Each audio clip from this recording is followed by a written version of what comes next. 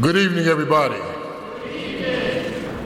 Okay, I see we got to do this little ritual that we do. First of all, I'm John Willis, Chief Equity Officer for the City of Jackson. That's not important. I come from King Center. I'm used to working with youth. I'm used to coaching basketball, football, having interaction with audiences. So what you just did was called what's not an interaction. Good evening, everybody. Thank you. I was coming in today. I wanted to make sure I was prepared for what we were doing. So I looked up some really good jokes and some advice for MCs and hosts. And it said, stay away from politics and religion. You'll be okay. So I got a joke about politics. Young man sitting at the table with his dad watching the news. Every day his father would get so upset watching the news, and he always would watch the government. He was like, Dad, why do you get so upset with this politics thing? I don't understand that. I don't understand it. Son, he said, son, sit down and let me explain it to you. Think of it this way. I'm the dad here, so I'm capitalism. Think of me as capitalism. Mom kind of runs everything and sets the rules, so she's the government. You're the people. Now your nanny, she's the working class. And your little brother is the future. You think about that tonight, and you'll have a better understanding of politics. So later on that night, Mom and Dad were asleep, little brother's in the room with him. Little brother has a really bad boo-boo. Bowel movement, stuff is running all out of the diaper. Little boy gets up, he runs to the room where Mom is. Mommy! Mom is knocked out, sleep, she can't hear nothing. She's gone. He runs around, goes down to the garage where Dad's not there. So he goes to the nanny's room. If he can't get in, peeks in the door and he sees Dad in the bed with the nanny. He doesn't know what to do, so he just goes back to the room, looks at the baby and deep boo-boo, falls asleep. The next morning, gets up to have breakfast with Mom and Dad. Dad says, son, you think about this government thing? He said, oh yeah, Dad, I've got it down good. Capitalism is screwing the working people while the government is asleep and can't hear anything and the future is in deep boo-boo. That was his thing. So, that was their view on government, but we're here today to celebrate Jackson and the wonderful place we have. We're gonna start out with an invocation from my friend and pastor of United People's Church. Please welcome to the stage, Pastor Shante Patton.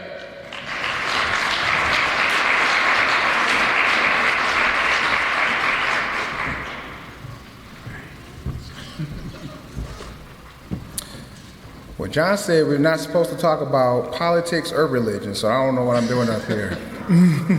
Well, let's just bless this anyways. Gracious and wonderful Father, we come together in this great city. We pray over the plan and the vision and mission of this city. Bless the leadership and let us come in unity to do what's best for our citizens here in Jackson, Michigan. We just thank you and we love you. In Jesus' precious name, amen. Thank you, Pastor Patton. You keep saying short prayers like that, they're gonna have you praying all over the city for these type of events like that. Up next, you all are about to be treated. This is a young lady that I've known all of her life. Her dad and I played music together many years ago, but she has one of the most beautiful voices you're ever gonna hear. Please welcome to the stage for our national anthem, Mrs. Nefertari Lewis.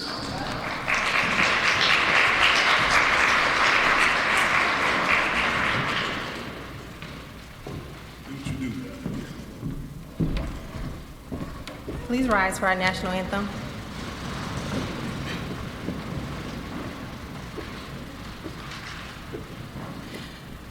Oh, say, can you see by the dawn's early light what so proudly we hailed at the twilight's last gleaming, whose broad stripes and bright stars through the perilous fight, o'er the ramparts we watched were so gallantly streaming, and the rocket's red glare, the bombs bursting in air, gave proof through the night that our flag was still there. Oh, say, does that star-spangled banner yet wave o'er the land of the free and the home of the brave?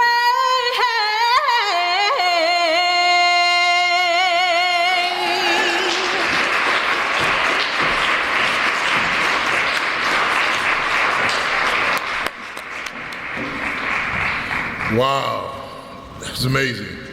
For those of you that you may have heard Nefertiti's voice on some jingles or some TV scene movies in the background, she's done a lot of vocal stuff. Looking forward to having Nefertiti along with the community choir that she's putting together perform for us in the Juneteenth celebration, June 15th of this year. Up next is we have the Executive Director of the Jackson Housing Commission. Please welcome to the stage, Mr. Arturo Puckering.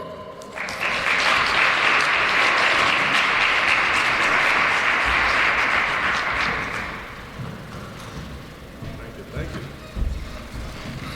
Hold on, I gotta do my Shaquille O'Neal thing here. It's never. There we go. How you guys doing? So, hello everyone. My name's Arturo Puckering, and I'm the Executive Director of the Jackson Housing Commission. Some of you guys know us as JHC. So we provide affordable housing options to thousands throughout Jackson's 31 plus area residents, almost 5% of this area. Our mission is to provide safe, sanitary, and affordable housing options for low to moderate income households.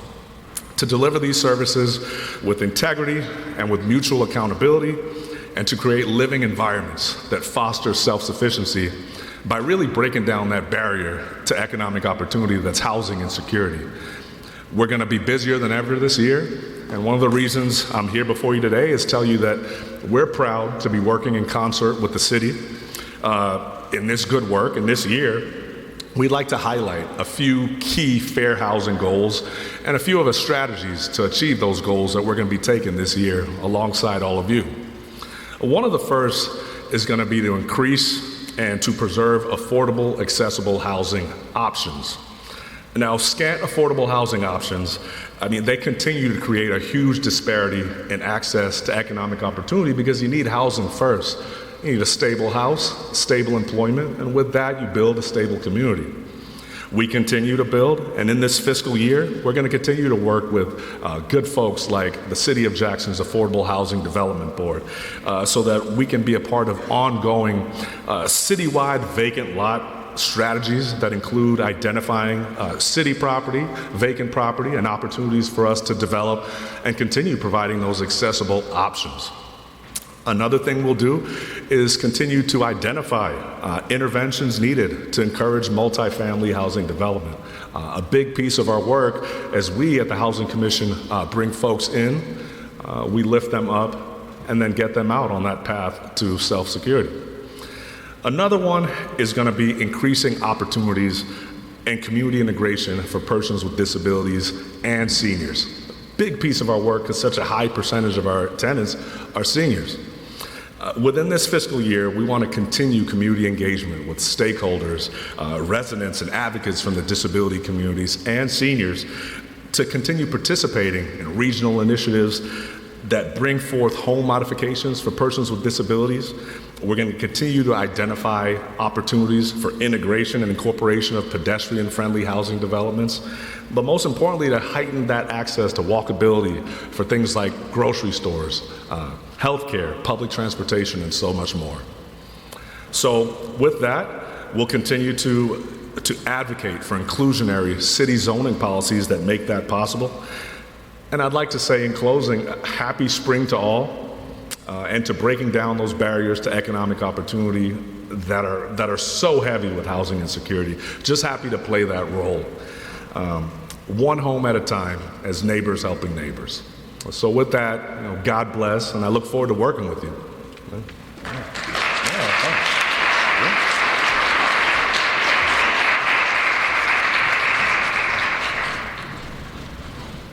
Thank you, Arturo. Please welcome the President and CEO of the Jackson County Chamber of Commerce, Mr. Ryan Tarrant.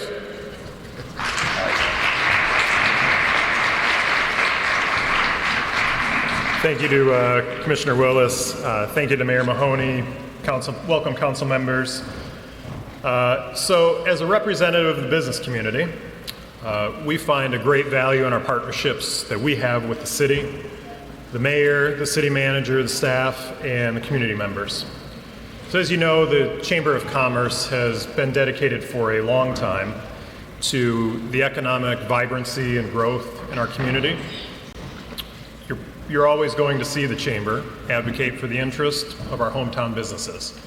Those same businesses that sponsor your Little League team, your dance recital, and so many events in our community. And some people may not always agree with our position. That's okay. Because if there's one thing that I've learned in my short time here, it's that being from Jackson should matter more to us than our differences. It's a little bit like family. We aren't supposed to mention religion, but my wife's at church tonight. She's not here, so I'll tell you this. At the end of every day, I kind of look at things and say, okay, if my wife agreed with me 75% of the time, I had a pretty good day. So what might be a little bit new to some people and unique from the Chamber is that we recognize that one thing is not independent of another.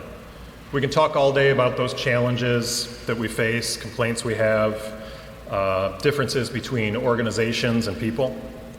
But I've spent time in Washington, D.C., I've spent time in Lansing, seen firsthand the partisanship, the polarization, and Jackson actually has the opportunity to create and deepen valuable partnerships that address problems and improve our community. Whether it's a declining population, tight budgets, or the need for both quality and the quantity in our workforce, these are challenges that we all face together. And the Chamber of Commerce is committed to partnering with the city, from ensuring the sale of all 100 homes so that we can work on the next 100, to the development of the Hayes Hotel that can be transformational for our downtown, to the work being done on East Michigan Avenue, and the dollars being invested in the MLK corridor. These are the types of opportunities we have to work together as government, business, and the community at large that can change the landscape of Jackson for decades to come. I'm not going to lie, these positive changes will certainly help the business community by enabling them to attract and retain the talent that they need. But if we've learned anything, it's that change and economic prosperity propels a community even further when that prosperity is widely shared in a community. We'll spend the coming years working with many of you to create an environment that sees a rise in the number of citizens with degrees and certifications that provide us opportunity for further economic growth as a community and individuals. I look forward to hearing about the accomplishments of the city tonight and where we're headed. And I want to thank Jonathan Green and Mayor Mahoney for the relationships that we've developed in my first 6 months here at the Chamber. I look forward to continuing to work with the city and both of you on our shared goals for the community. Thank you.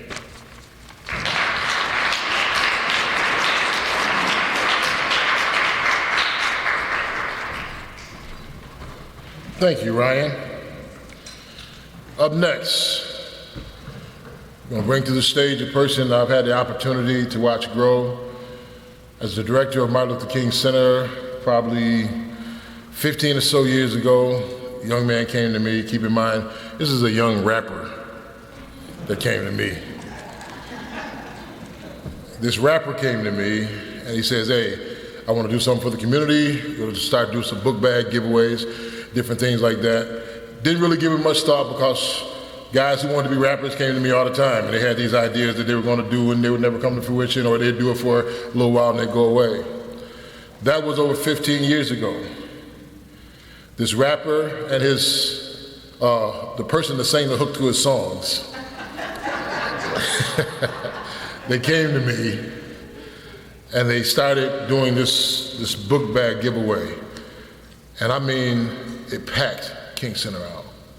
There were free haircuts inside, there were girls getting free hair done inside. Every year, it would just get bigger and bigger. Food, everything. To this day, he still does this book bag giveaway for the community. So, I know that his interest in our community is genuine because I've watched it grow. I watched him go from a small town rapper to a community organizer, to a county commissioner, and now to a husband and father and the mayor of our city. Please welcome to the stage our mayor, Mr. Daniel Mahoney.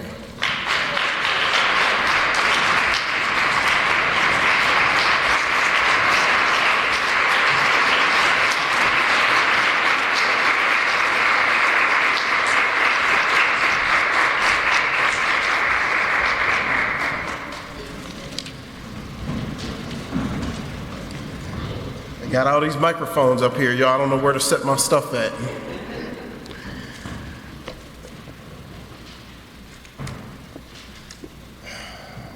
Bear with me.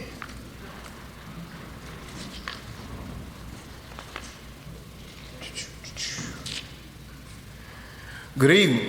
Good evening. Now, I know John warmed y'all up a little bit already, but I know y'all got a couple more ounces and a couple more octaves of energy for me tonight, so that this can go down as the record for the fastest state of the city that there has ever been in the city of Jackson. So work with me here so we can get up out of here, okay? Good evening, everybody. Good evening. Okay, that's a lot better. I knew my daughter was gonna be the loudest one, because she is every time we do this. It is such a pleasure to be here tonight. My name is Daniel J. Mahoney, and I know exactly what you're thinking right now. What exactly does the J stand for tonight? Well, as you know, it depends on the day. Most days it stands for just doing my part.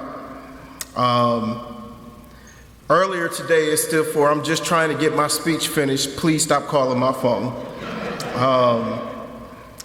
Tonight I would say that the J stands for I'm just thankful for an opportunity to serve another day. But my mom is the front row and she would tell you that the J stands for Jermaine. I want to start by saying thank you to God for instilling in me the heart to serve others. I truly feel like it is my life's calling to be of service to other people, and this just happens to be the lane that I'm best in public service. So I'm very grateful. I do a lot of studying on leaders of the past, and Zig Ziglar is one of the people who I really appreciate all the words that he says. And Zig Ziglar said that you can have everything in life that you want if you help other people get what they want. And I believe with my whole heart that that is true. Want to thank you all for being here. You could have been anywhere else. There's several other meetings going on right now. You could have chose to stay home. You could have chose to go to sleep. You could have chose to go anywhere else in the city of Jackson or out of town, but you chose to be here with us today, and I appreciate that very much. Want to give honor to my wife. and my children, my daughters, who are always sacrificing. My oldest daughter turned 15. I let her drive my car, y'all. Not the family car, but my car. If you know me, you know how much my car means to me. I let her drive it. Brother Darius, not just drive it, but she drove it at night. My heart. She old enough to drive. She's 15. My third daughter, her birthday is actually tomorrow. So happy birthday to my girls. And I love all 5 of you very much.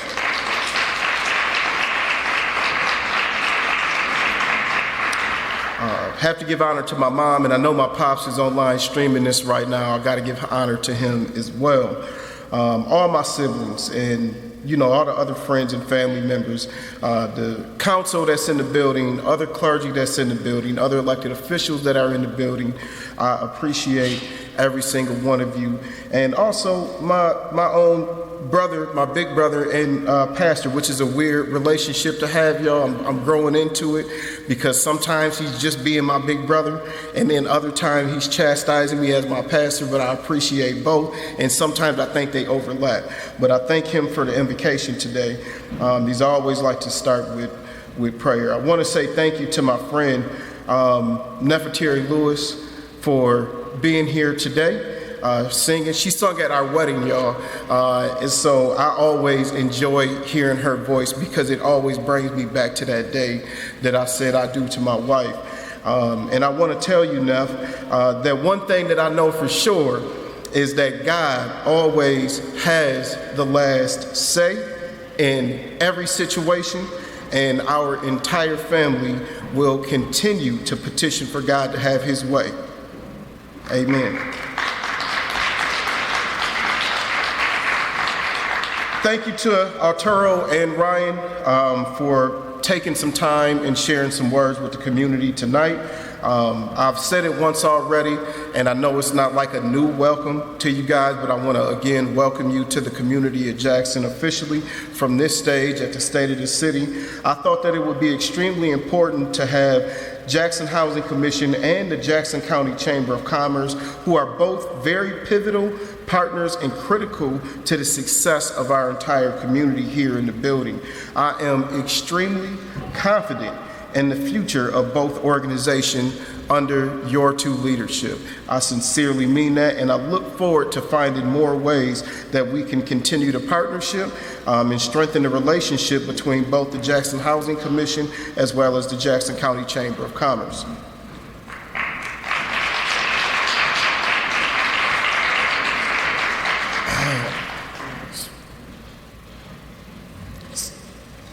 So Jackson, I had to check my watch to see exactly what time it was. It's an honor to be here tonight. It's been 2 years, 3 months, 19 days, 17 hours, 55 minutes, and about 47 seconds since I was first elected as the mayor of the city of Jackson. This is my second term, and this is now my third State of the City address. In the words of my brother when he preaches, I don't plan to be before you very long. In 2022, we've been able to accomplish some amazing things, some truly amazing things in this last few years of me being elected.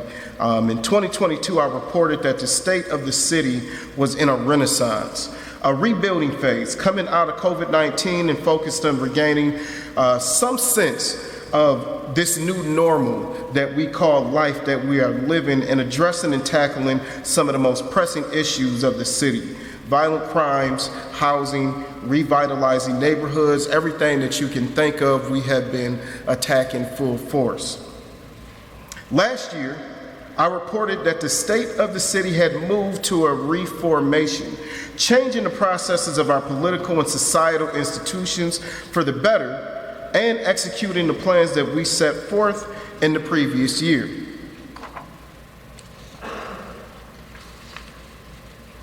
Today, Jackson, I stand before you to tell you that the state of the city of Jackson today is more resilient, than it has ever been and ready.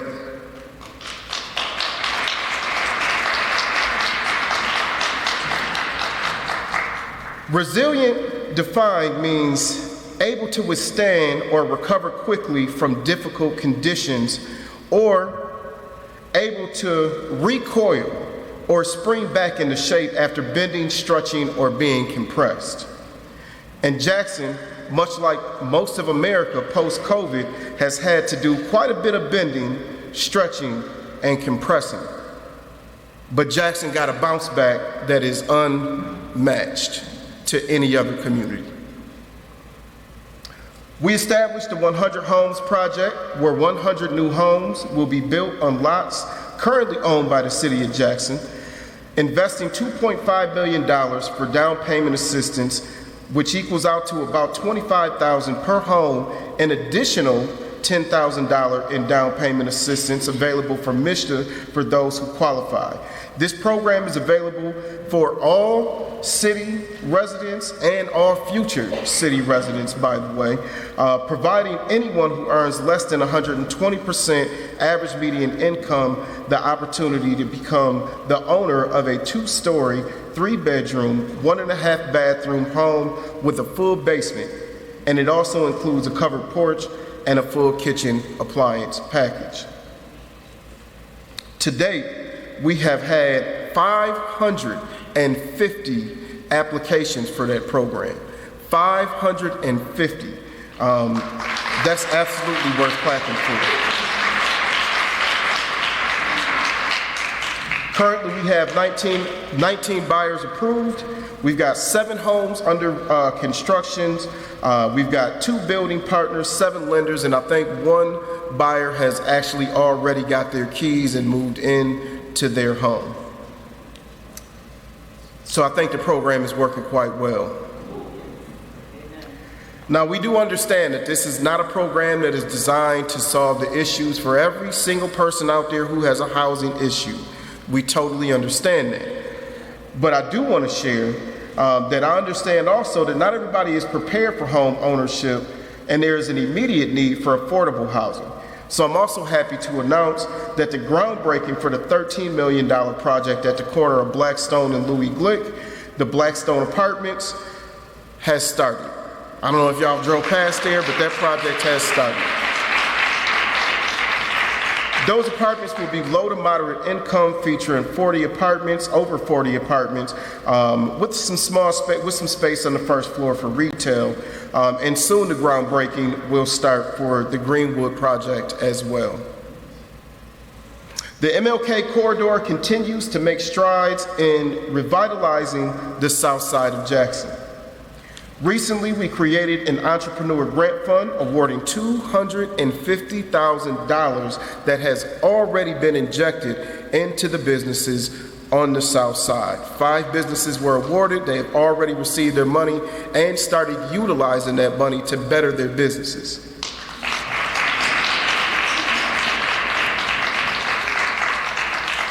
But wait, there's more.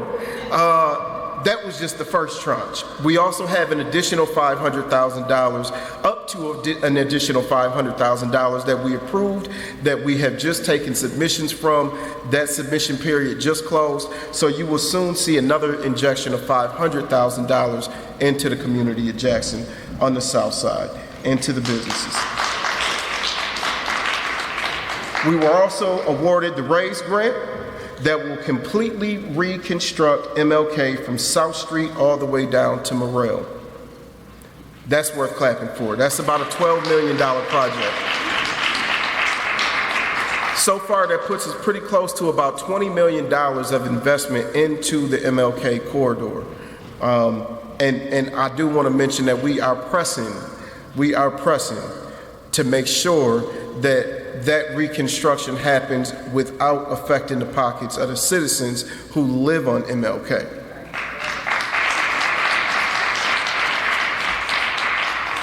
Public safety is generally the #1 concern of every citizen. I've knocked thousands and thousands of doors over my time frame of being an elected official, And that is always the number one conversation. What are we going to do to make the city of Jackson more safe? And because everybody wants to feel safe in the community that they live in, right? I mean, I think that's a pretty accurate concern. Now, statistics show that we are making progress. In 2022, we had almost a 50% reduction in homicides.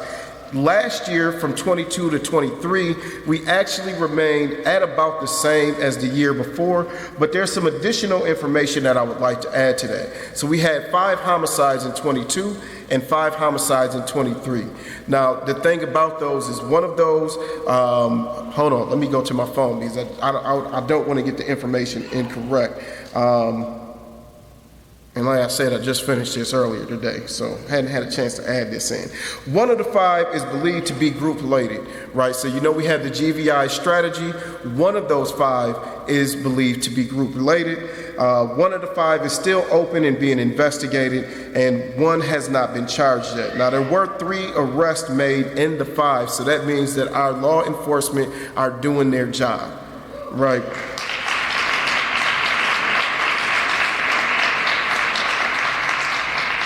So I think it's safe to say that we can thank the chief and his staff and our group violence intervention coordinator with the GVI strategy for the work that they are doing. However, we do know that statistics are real, and we love to follow the data and what the data is telling us.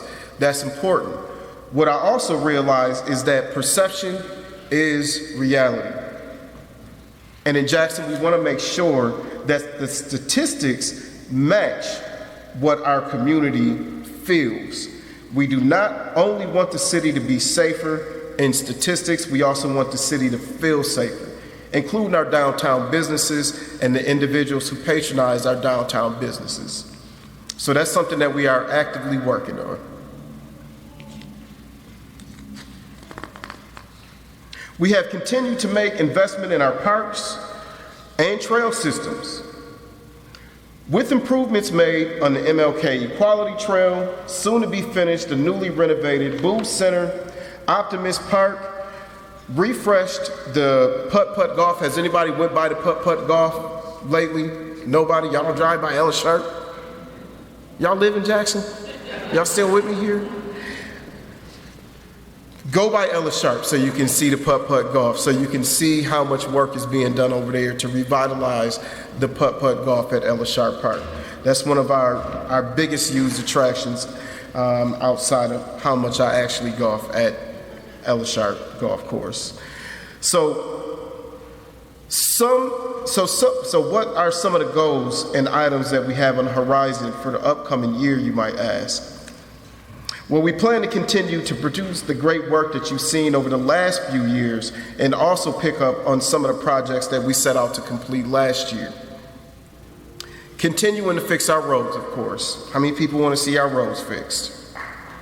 You can clap for that. I got a follow-up question though. How many people want to pay for our roads to get fixed? I didn't hear no clapping. So one of the things that we are charging our staff with, city manager and staff, is to come to us with some solutions that do not include assessments. That doesn't mean that they won't include some payment from our citizens, right? I can't promise that, but we are trying to figure out some alternate routes on how to pay for our roads to be fixed. As I know from experience, every solution has someone who's happy about it and someone who's not happy about it. But what I do want to guarantee you is that we are trying our best to make sure that we come up with the best options and solutions that we can. One of the things that I talked about last year that we just didn't quite get around to getting to was the creation of a broadband task force, to be able to create a plan and details on how the city of Jackson can assist in closing the digital divide in Jackson and seek funds from the $42 billion federal grants that are available. This is a very important initiative for me because I know how critical it is for everyone to have access to broadband internet.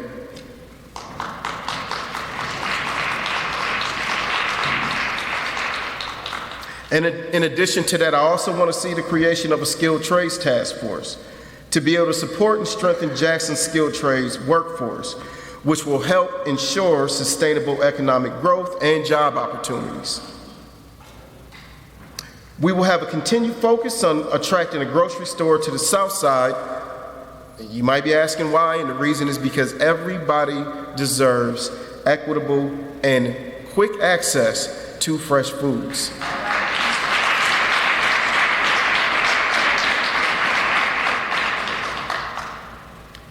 And you'll also see us have an increased focus on our neighborhood parks. Everyone loves what I call our anchor parks, those big parks that you know that everybody loves to go to. Loomis, Nixon Park, the King Center, but nothing beats having a walkable access to a park near your neighborhood. And we want to make sure that we take care of those assets and invest in those as well. Now, my vice mayor is out sick. That's why you don't see him tonight. So keep him in your thoughts and prayers. But if he was here right now, I'm sure he would say, East Side. One thing that I know for sure is that the city of Jackson is capable of chewing bubblegum and walking at the same time. What I mean by that is just because we have one project happening does not mean that we don't have the capability to start another project that's just as important. With that being said, one of the initiatives that we have that is under development right now that you will see actively on our agendas to have discussions about is the East Side Economic Development.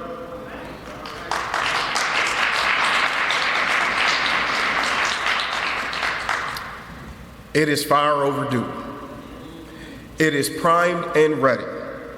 And like I said in the beginning, Jackson is resilient. So I know that we can bounce back from what we see on the east side right now. It has the most available commercial space that is untapped and unused in the community, and we need to reactivate that space. We need to make sure that we are investing in that part of the community, and we have the partners in the community to make sure that it will happen. Another thing that you'll see happen this year is the development and redevelopment of this space that we're sitting in right now. The new city center and community kitchens, we just passed the agreement for Mercer to do all of the work on this building. Almost $3 million. So the community kitchens will be downstairs.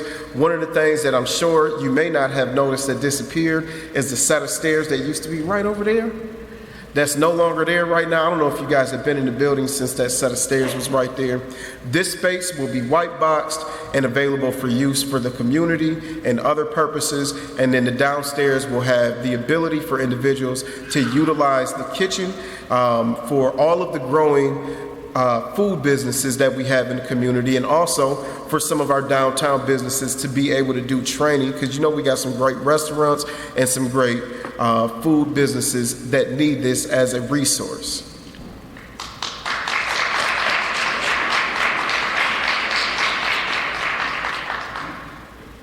So I want to end with just a quick thing that I hope you will take with you. I was watching some reels on Facebook. That's what I go on there for. I don't like going on there to see nobody's business. I like to see some videos, some inspiration, something to help keep me going, right? And there was a gentleman who was talking to another gentleman about the difference between believing and knowing, right?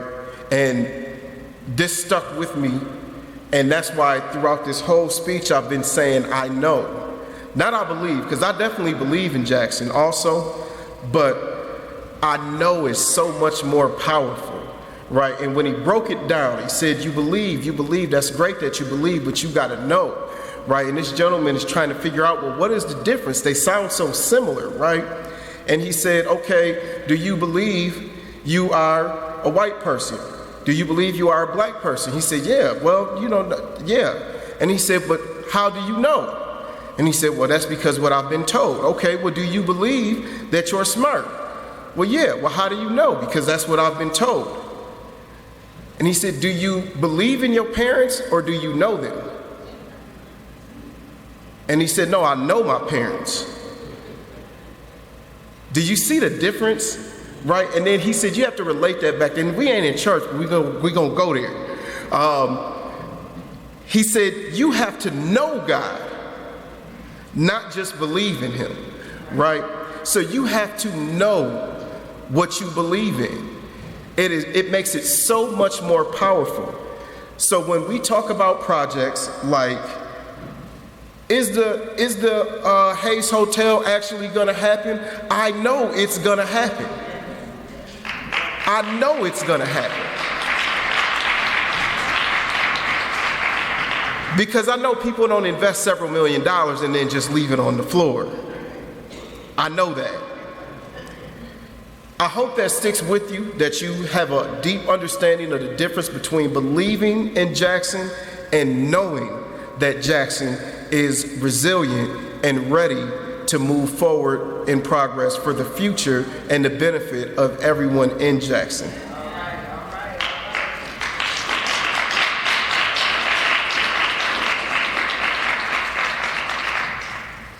So now I get to move forward to, that was the end of my state of the city, by the way. Okay, we moving right along. I told y'all this is gonna be real quick tonight. I'm right on track. It's 6:58. So now I get to move on to what's becoming like one of my favorite parts of the state of the city.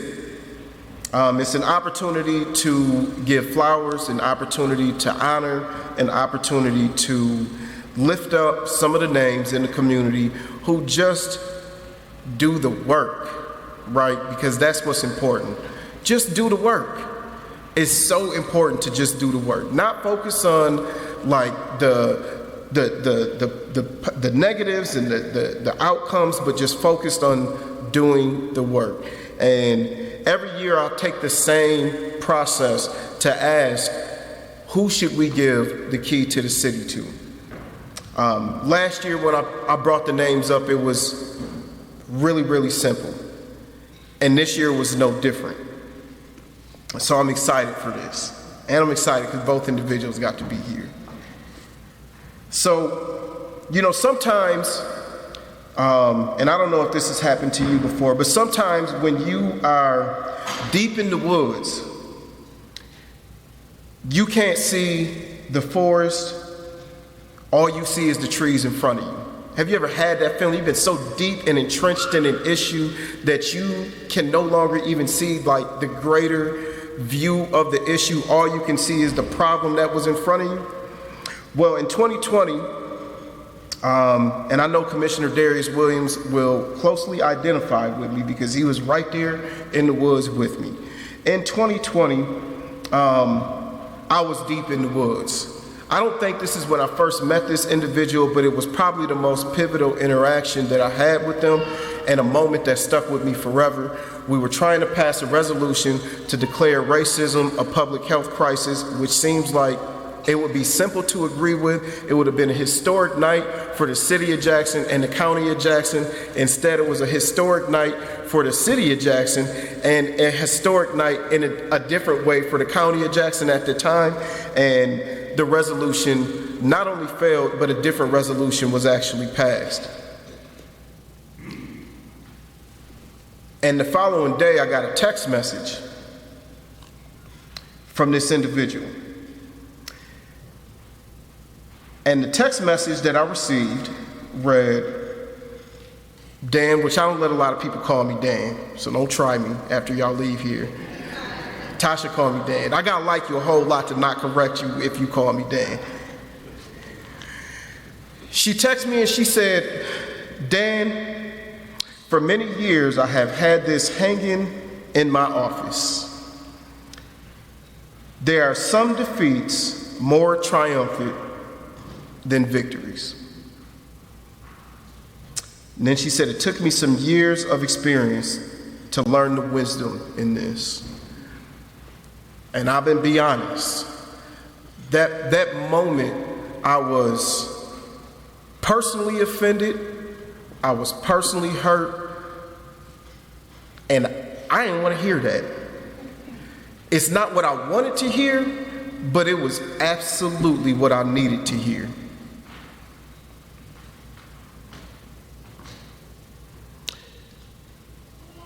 Georgia Fatasic not only served as the president of the hospital for over 25 years, but she has also been a pivotal philanthropist in the community of Jackson and continues to serve in her retirement and several other ways to help others. Georgia, it is my pleasure to present to you what I would consider the highest honor and award in the city of Jackson, the Key to the City.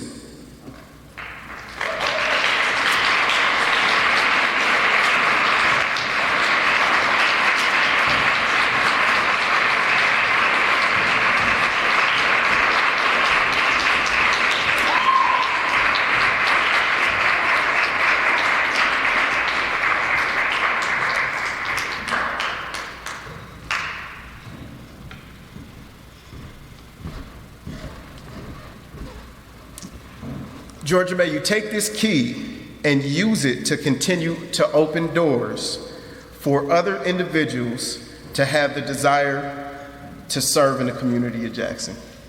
Thank you very much.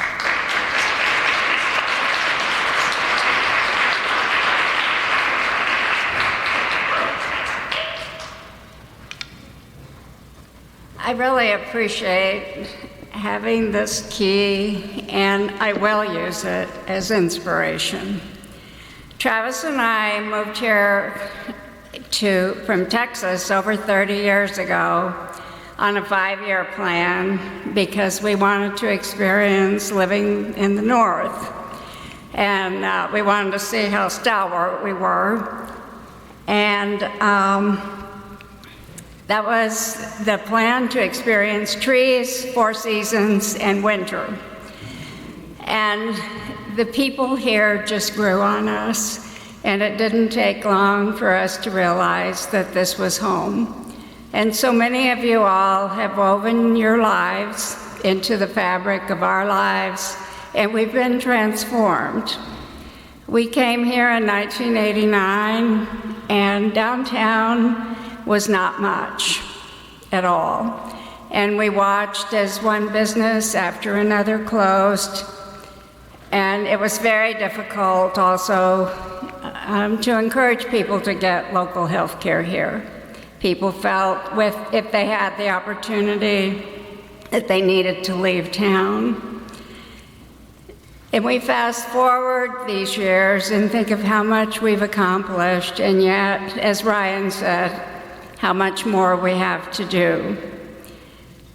Many years ago, I read an article on Detroit that I shared with then Mayor Dennis Archer. And the writer of this article said, "You cannot be a suburb of nowhere."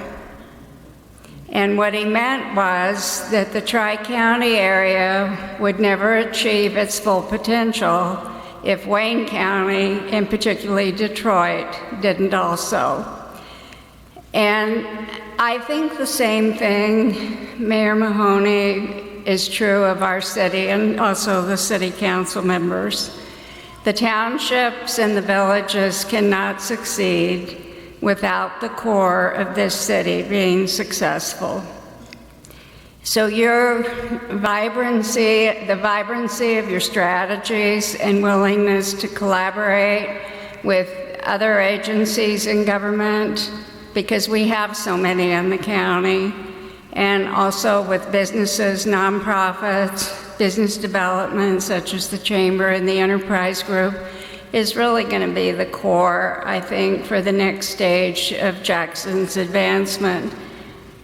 It's easy for us to be seen as a stop on I-94 because we're so surrounded by very successful communities, but I really believe also that by working together, we can achieve success and be the best Jackson around. And this key, Dan, really inspires me to want to do more, so thank you very much.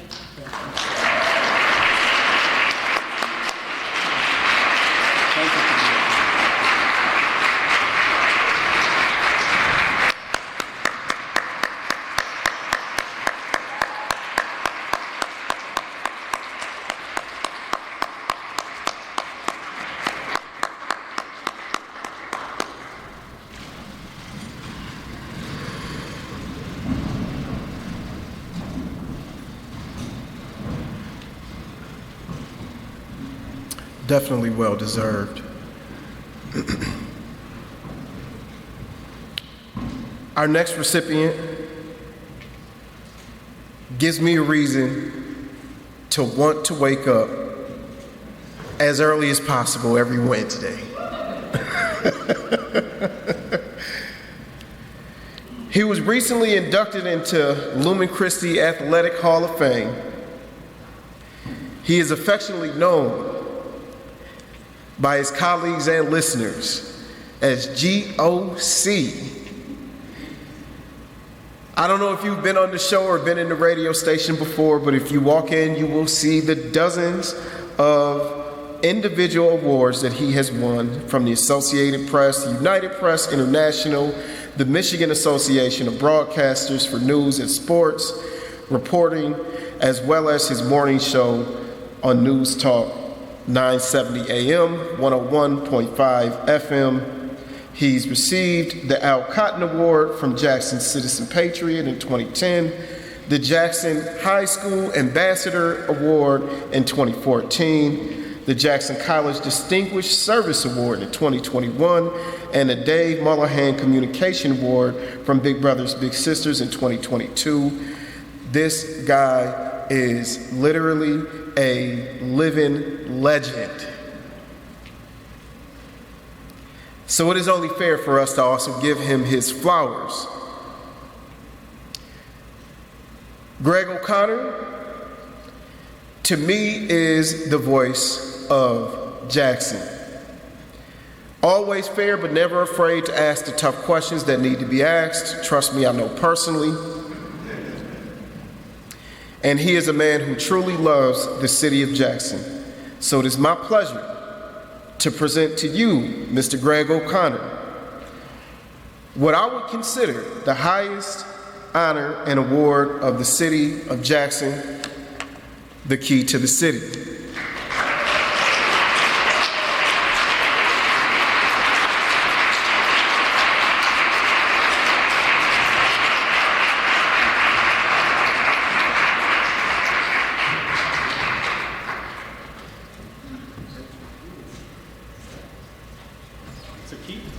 It is a key. May you continue to use this key to open doors for others who desire to serve in the community of Jackson. Thank you.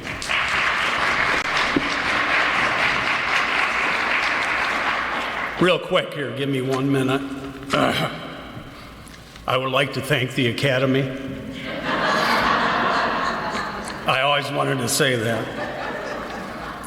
Thanks to everyone who has supported me over the years, especially my family and co-workers, and of course the mayor, City of Jackson, whoever, I don't know who voted on this, but thank you, whoever you were.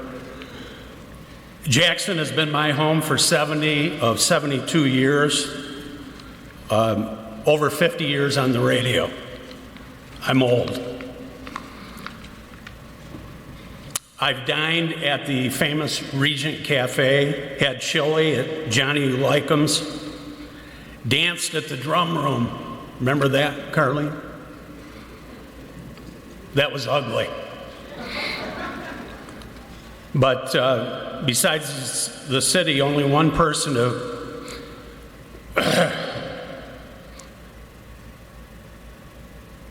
thank for it. Any of my successes, and she's a beautiful person, my wife, Teresa.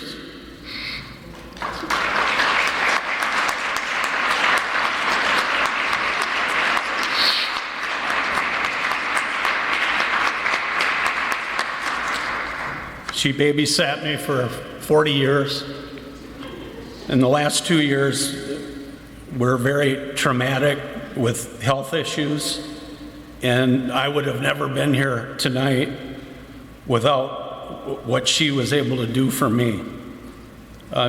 Teresa, you're the best, and we love you. Thank you.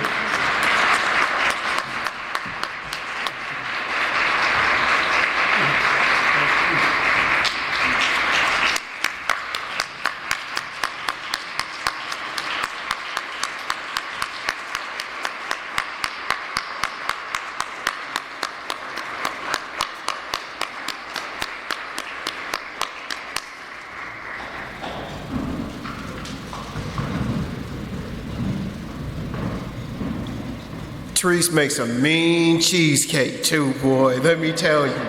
I think that's what that was that GOC gave me. It was his birthday, and about a week before, he said, I'm gonna bring you a piece of birthday cake.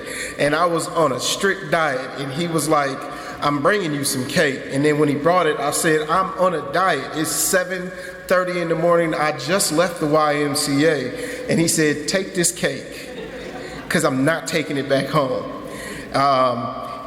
To read that cake didn't even make it out of the driveway, okay, of the radio station before it was gone.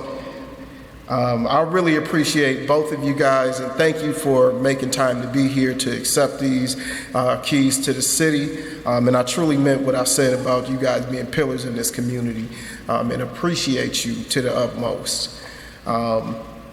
So at this time, I am honored. One, I want to say thank you to my council members. If you guys could just stand, not all of us are here. We are all here in spirit, but if the council members that are here, I think it's just Angelita and Arlene Robinson here. But I just want to say thank you. I want to say thank you to all of council for our deep discussions, our long meetings. I would not be able to be the mayor that I am without having the council that sits to my left and to my right doing the work with me. I truly mean that. One thing that I can tell you is what you see in those meetings is what you get when you come to those meetings. Outside of the public comment, the work that gets done happens right there in the room. And you don't understand, after 10 years of being in this service, how much that truly means and is valuable to the community of Jackson, that the work happens right there in the room, right in front of you to see. The work happens right there. So thank you so much for sacrificing and serving the city of Jackson and serving alongside of me. I feel very confident when I walk into the room that positive things are going to happen by the end of the night, even if the night turns to the morning.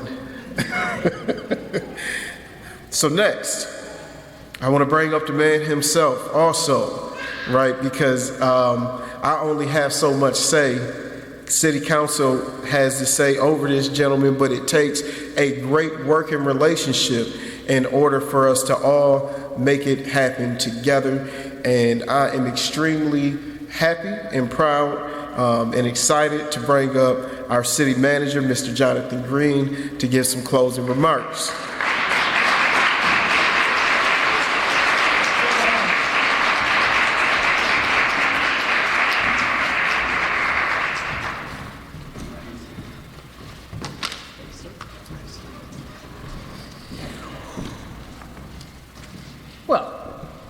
Thank you. And thank you for council for the opportunity, the mayor, to speak with all you tonight. And it might sound cheesy, but thank you for the continued opportunity to work as city manager in Jackson. It'll be the hardest day of my life when I get tapped on the shoulder and told it's time to move on. It would devastate me. This is a community, it's now my home. I love it with all my heart, and I love all the people in it, and I am proud to serve you all. It's on you, but it's not about you. At the City of Jackson, every employee is a leader. Every single member of our team is allowed and expected to take charge of what they're doing, seek collaboration with other staff, make common sense calls to address issues, prioritize what needs to get done, and look for ways to train and include others in all of our work. And this, to me, just makes sense. To deliver maximum value to you, our taxpayers, we as staff need to be aligned and working for the common good without emotions and ego complicating the work of serving our constituents. What gives us the ability to align ourselves so that we may work toward those shared goals is humility and relationships. Humility is the most important quality of a leader. It's not a loud, booming voice. It's not the best ideas. It's not rah-rah speeches. It's actually being humble and showing humility. This means keeping our ego in check and supporting each other regardless of title. In relationships, the second component, are founded on 5 different principles. They are trust, respect, listen, influence, and care. Without one of those principles, there are no relationships. And it's easy to see this and experience this on a one-on-one basis. If I don't have trust with you, we have no relationship. If you don't respect me and I don't respect you, we have no relationship. You take away one of those things, there is no relationship. They need to be all 5 in order to have a relationship. And it's also easy to see how you can build or repair a relationship when it's one-on-one on those foundations of trust, respect, listen, influence, and care. But building or repairing a relationship with many or a group can be more difficult. But that's what we all need to do, whether we work for the city or just, maybe not just, but live in the city and interact with the city. If you're here, we need to build and engage and build community. Formally speaking, and you guys might know this, so bear with me. Formally speaking, building community is establishing a sense of togetherness and connection among a group of people who share common interests, values, or goals. It involves fostering meaningful relationships, promoting communication and collaboration, and creating physical or virtual spaces that allow individuals to interact and share ideas. The ultimate goal of community building is to create a supportive and inclusive environment where individuals feel a sense of belonging and are empowered to contribute to the greater good of the group. By building strong communities, we can establish meaningful connections with each other. We can develop a sense of purpose and create a strong support system that can help us navigate the ups and downs of life. Most importantly, community building is a process that requires patience, dedication, and a willingness to work together toward a common goal.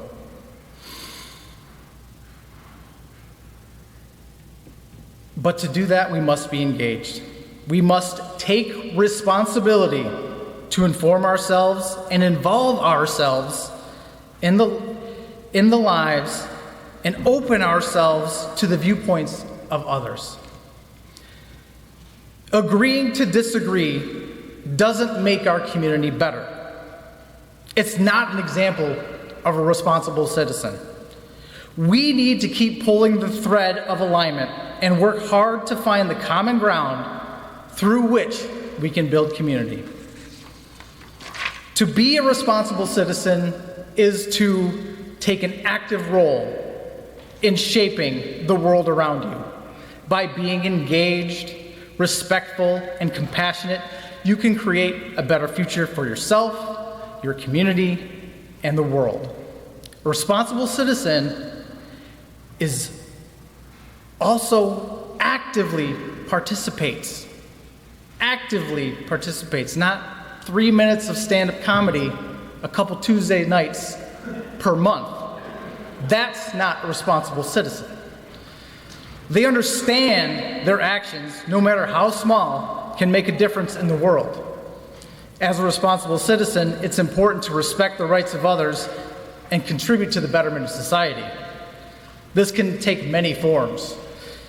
It's obviously volunteering at a food bank or attending a town hall, state of the city, or just engaging in public discourse. To be a responsible citizen is to be a leader. That means being humble and understanding what and how to serve others. It means always looking to build relationships instead of being ambivalent or actively seeking to destroy them. A responsible citizen understands they have the right to their opinions, the right to speak those opinions, the right to advocate and work toward their vision and beliefs. But most importantly, though, a responsible citizen understands what community is and the importance of putting the needs of others before themselves.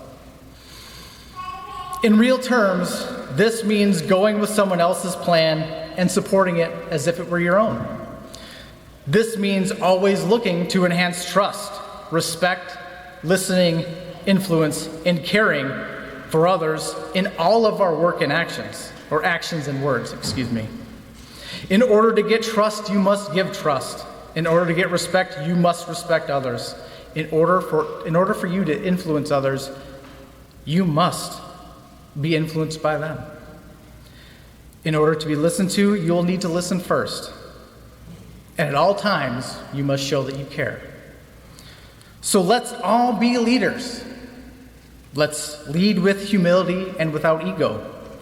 Let's understand the path to a greater Jackson is owned by no singular viewpoint. Let's be responsible citizens who are engaged in what is going around us. Let's ask earnest questions and seek ways to build relationships with each other and thereby building community together. Because remember, it's on you, but it's not about you. Thank you.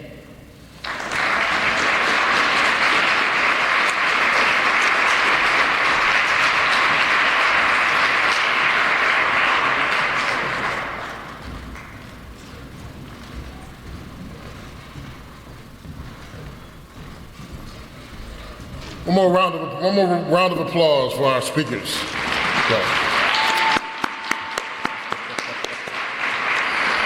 I see Daniel's daughter encouraging me to hurry up and get this over right now. We're not done here. Everyone just pull out your phones real quick.